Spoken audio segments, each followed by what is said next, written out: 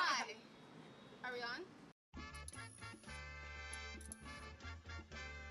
Welcome to Shift the Culture. This is your girl Supernova Jazz, and thank you for tuning in again to episode 2 of Am I Latino Enough? I got my girl here, Vincenta. She is the co-founder and creative of Hara Creative. We have Gelpi here. She's a native Miami singer, and of course my lovely co-host, Alora Shirey, co-founder of The Follicle. Well, the founder of The Follicle. So thank you ladies so much for joining me, all beautiful Latin women. So Gelpi, talk to me. You're from Miami. Yes, I'm from Miami. I am a second-generation American of Cuban descendants. Okay.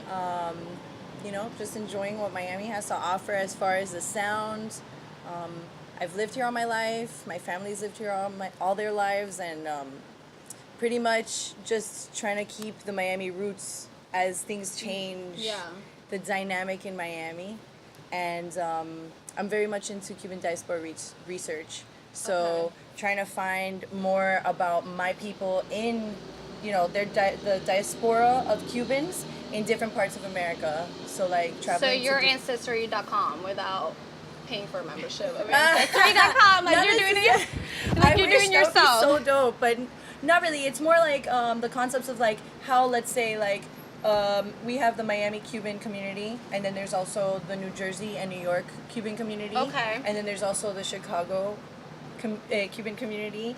Okay. And, you know, San Francisco has a very small, but it's their Oh, wow. Cuban community. So, like, finding those little spots of us Cubans in different places and how the culture has changed or shifted, if you will. Shift the culture, you know, so, yeah, that's something that I'm about, but I'm also about music and, like, history of Cuban music and how it's also developed in different places where it's had to travel with the people as they migrated. Mm-hmm. So, yeah, that's what I do.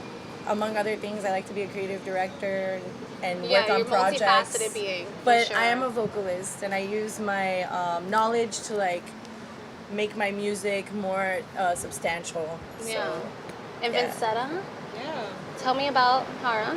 Yeah, so Hara, we're basically a media and a visual content company, and we focus a lot on marginalized group and bringing them to the forefront of the media, whether that be in videos, whether that be in photos, whether that be in magazines. We just definitely want to shift the focus to those marginalized communities because we deserve to be seen, we deserve to be heard, so that's kind of our focus. Yeah. You're shifting a culture in the focus. Nice. So we're all ladies here, and what I mean, I guess when I created this title, Am I Latina Enough?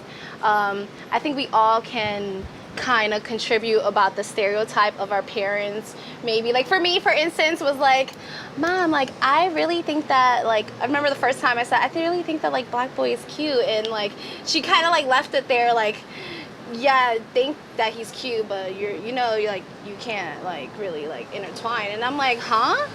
And that's when it made clear to me that it was just that's all their generation knows. And I was thinking of telenovelas and like how there is colorism in telenovelas.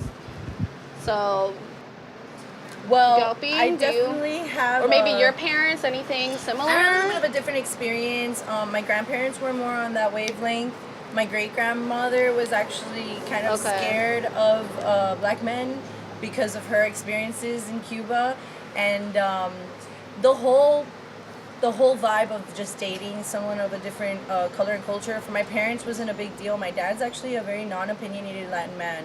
He does not. Great. He's He's very advanced. respectful with who I date. But as far as my mom, she always just made sure like if the person's gonna make you happy, cool. But please don't bring him home with tatuajes or gauges in his ears. But my grandparents, like my grandfather, did not shake my Puerto Rican black ex-boyfriend's hand like when he met him as my boyfriend. Like he just bypassed crazy. even saying hello to him. And he was Puerto Rican. And he was Puerto Rican. And he was just darker. And he was black. Yeah, he was black color. And he speaks Spanish. He did not, but it's still the fact that like it was just like zero, like not even for me. He wasn't about it. Yeah. And I've had friends too in the past that he just wouldn't even look at them. He wouldn't be rude, but he just wouldn't even look at them, which is kind of rude. Yeah. So for that's the experience I had. But my parents have always been pretty supportive. Do you think that's because your parents also were born here as well? Oh, for sure. I feel like, yeah, there definitely has to be some sort of, I mean, they grew up in an era where, like, you know, the 1960s, my parents were born in 1967, so the civil rights movement was just in the thick of that and, like, coming toward, you know, more peace by the time they were born, so they didn't experience too much craziness when they were in the 1970s going in elementary and then middle school. But as far as their experiences, they always loved everyone. Like, they treated everyone with respect, and, like, I feel like the civil rights movement in America definitely helped with that, because by the time they were in, you know, they knew when Martin Luther King got shot, you know what I'm saying? They knew those days. They got to see those experiences via television. It was in recent history by the time that they were born, you know, so I feel that they And your definitely parents were felt here? that shift. My parents were born in America. Okay. So they were able Yeah, to, they and it saw. was 1967 when they were born, so when they were a little bit older, they learned about all of these things. And they were brought up in Miami, where my dad was brought up in New York and my mom was brought up in Miami. So very coastal areas, very much full of metropolitan vibe, Mixed places. cultures, Yes. We have diversity. Yeah. What about your parents, Vincenta? Because you are Afro-Latina, Yeah. so what's the dynamic with you in dating Yeah. someone of color, or is there no dynamic? Yeah.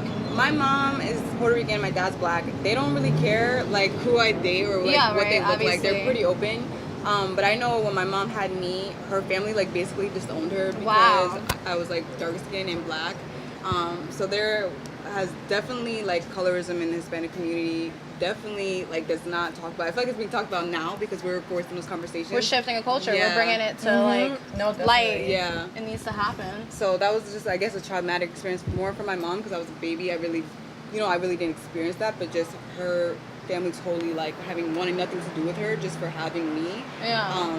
And I guess that's something that I thought about as I got older, and I think about recently, like the whole Afro-Latina conversation and us bringing that to light. Like sometimes people that are darker skins are not welcomed in the Latin community. Yeah, and that's something that's that we need to talk about. So crazy. that was a rough experience, I guess, for my mother, and just me hearing that from her as I got older was a rough experience for me. And for like, you understanding being that. like kind of the reason, reason, yeah. you're like, but hi guys, like Oh, hi, hello. what's up? Like, I'm just chilling. Yeah, that's crazy. And it's so Yeah. funny because when I was doing research, it was whenever there was a morena, dark or moreno in a telenovela, it was always like they were the maid, they were the peasant, they were just like, they were of a lower social class. So, Okay, so I was talking about it yesterday. I was brought up on Key Biscayne, and like no, like, you know, no disrespect to anybody on the Key, and no disrespect to people who have already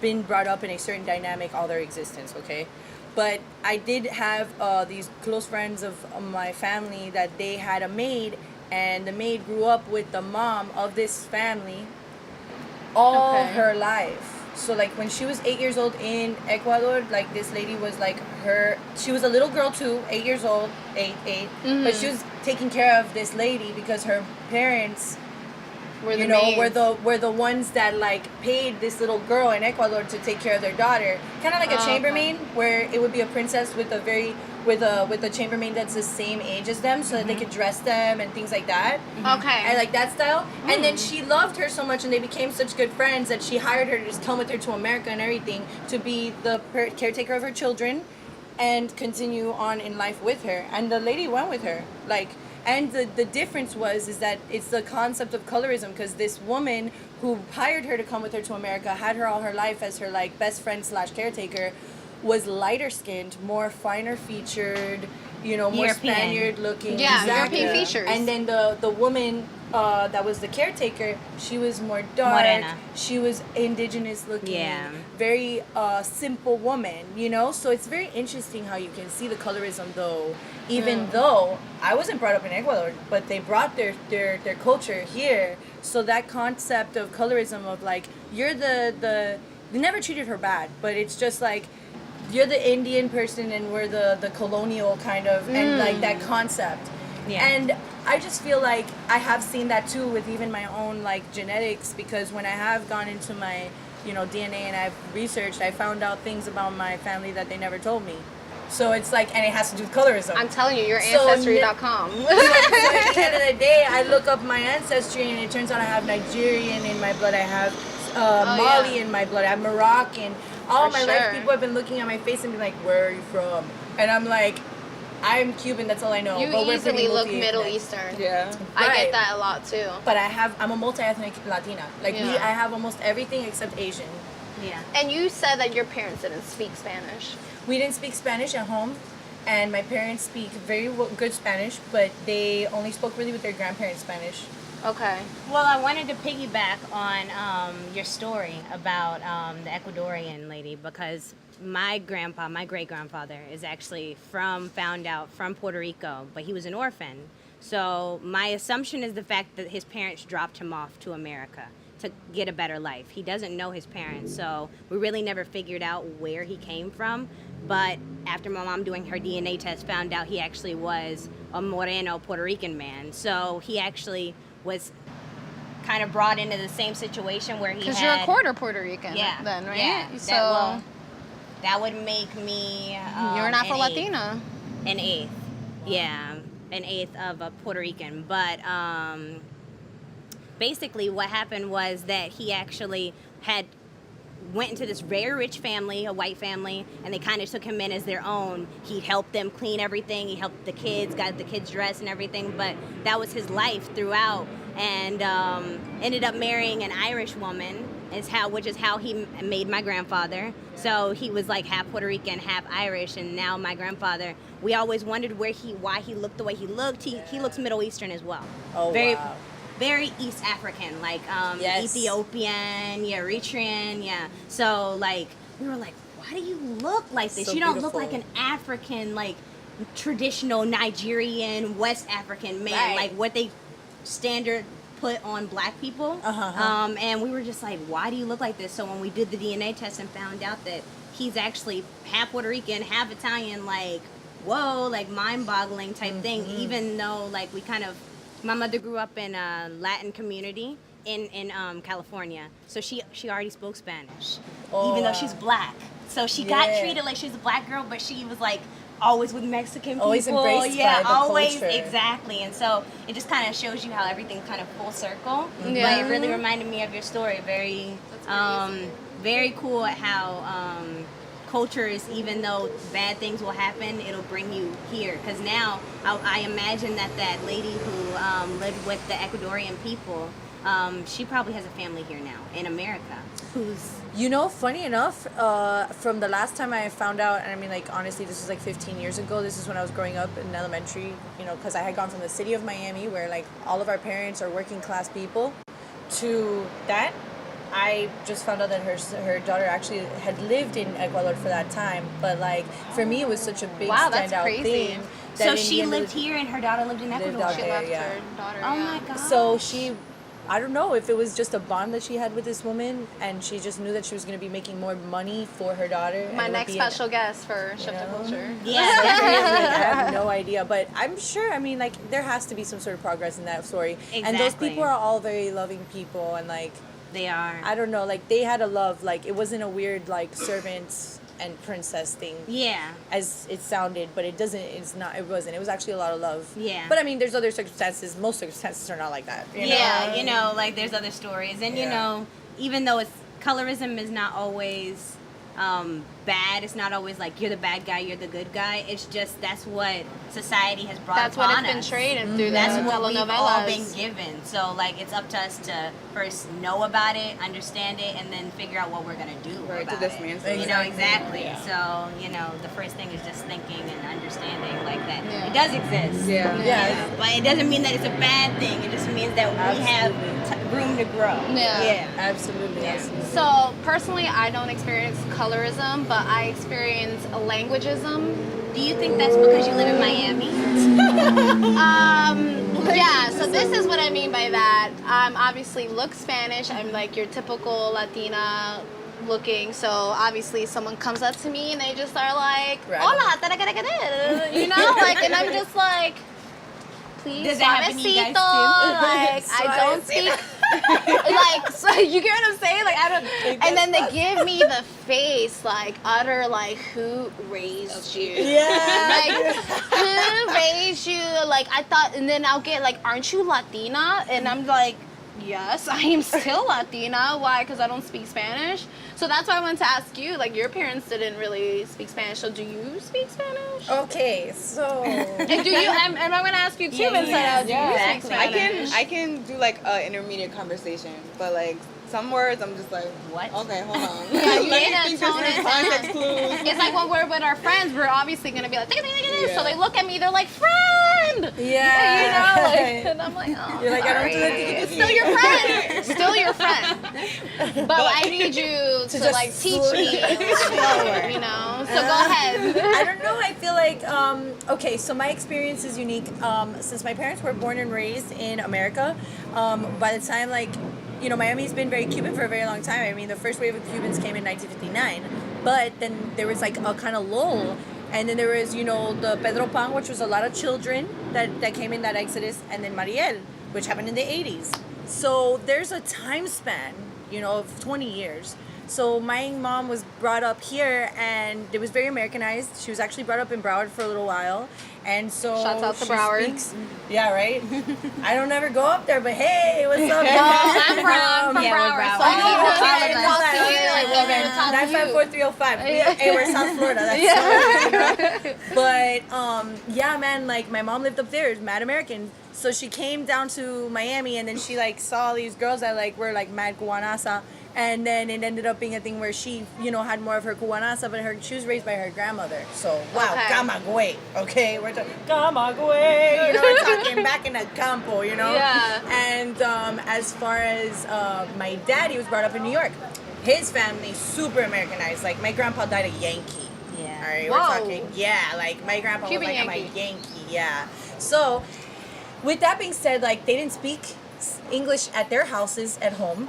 They didn't speak Spanish at home. They didn't speak Spanish like when they raised us. So I actually understood Spanish all my life, but I never spoke it correctly until Why I was do you think they didn't 22. speak Spanish? They didn't speak Spanish because it was just not the language. It was just not the language at home. Like, we were American. That's been a very big thing. Like, Yeah. if anybody is That is so watching true. that is Cuban, you're gonna know that this is a thing about the American dream. I have not experienced this too much in Mexico. I mean, in Mexico, sorry, San Francisco, where the Mexicans are like, oh, the American dream, the American dream. Yeah. It's us Cubans, Yeah.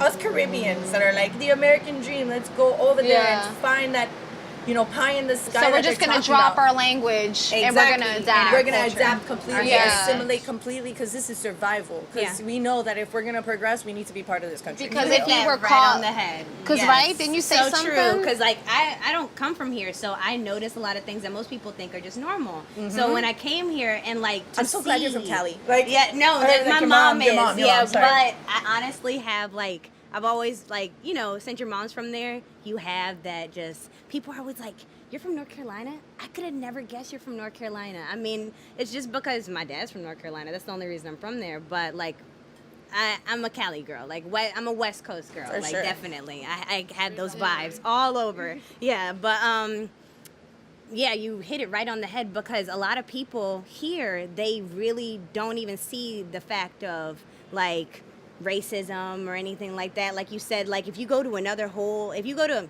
up to North Florida, let's go to Jacksonville. Yeah, North Florida. Let's just go to Jacksonville. South Florida is Like, another let's go state. to South Yeah. Florida is Another world. completely different. They do not, and most people who live here have never moved. They came from Cuba and they moved and they settled and they're like, I'm in America. Woo! I love it. It's true. Made it. Yes, Done. and they buy property and they buy Done, things. yeah, and- So for us, so in a Mexican like household in, let's say, California, they'll be more prideful. Yeah. Because they have to hold on to their culture. love Mexico. So and even it's though they not live only here. that, it's Yeah. because they get pulled. It gets like they're totally whitewashed area. Like, it's a whitewashed area. California is a whitewashed area. Like, they get their culture pulled away from them all the time. That's why they have to Hold it. be like always like, we're la raza, we're the ones. So and out here we don't need to do that. We are the ones The only we are the only ones. Yeah, like we rock this. So my Spanish journey wasn't one of like, oh, I need to learn Spanish. It was more like, oh, maybe for career opportunities in the future. But I mean,